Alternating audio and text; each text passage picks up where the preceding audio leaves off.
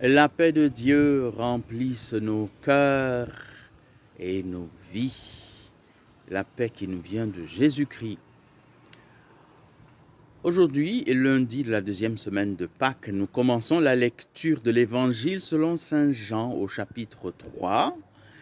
Et on va prendre les 8 premiers versets, puis demain on poursuit jusqu'au verset 15, ainsi de suite jusqu'à jeudi au verset 36.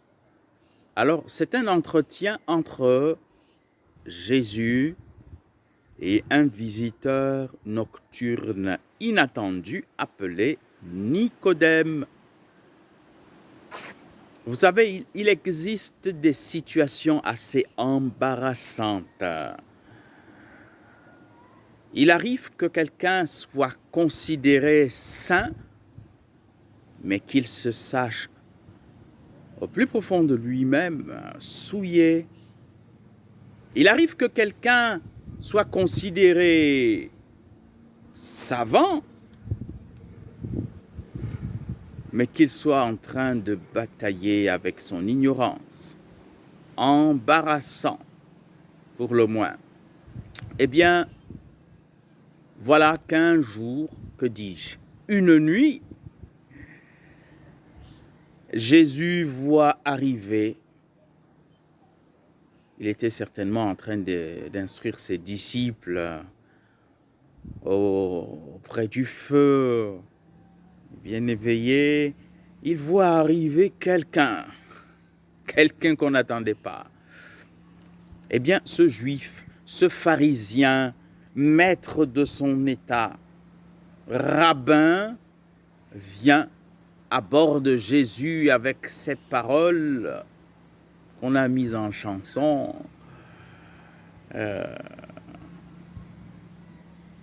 Jamais homme n'a parlé ainsi que celui-là. Non, personne ne peut faire les signes qu'il accomplit. Dieu est avec lui. Alors il vient à Jésus et il confesse son ignorance. Le savant attend d'être instruit. Et c'est très beau. C'est magnifique. C'est le pas à faire. Si jamais vous vous trouvez dans cette situation, considéré pur et pourtant souillé, considéré savant et pourtant ignorant, faites le Nicodème. Vous n'avez pas besoin de le faire en plein jour. Il suffit de se tourner vers Jésus, la sagesse éternelle du Dieu vivant, lui le juste, le vrai, le véritable. Seigneur, viens à mon aide.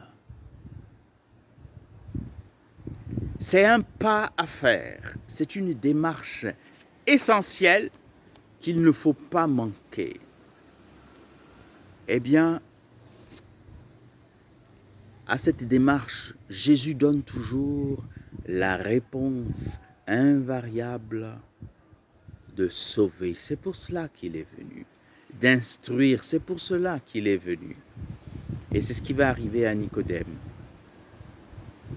Acceptons-nous de faire le pas, de nous humilier, mais alors devant qui? Devant Dieu.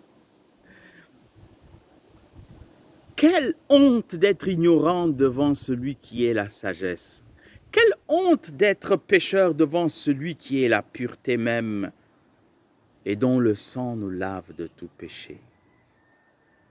Ouvrons grand les portes de notre cœur dans ce mouvement de pénitence.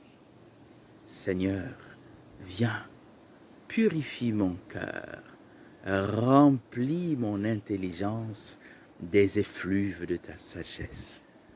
Viens, Seigneur Jésus.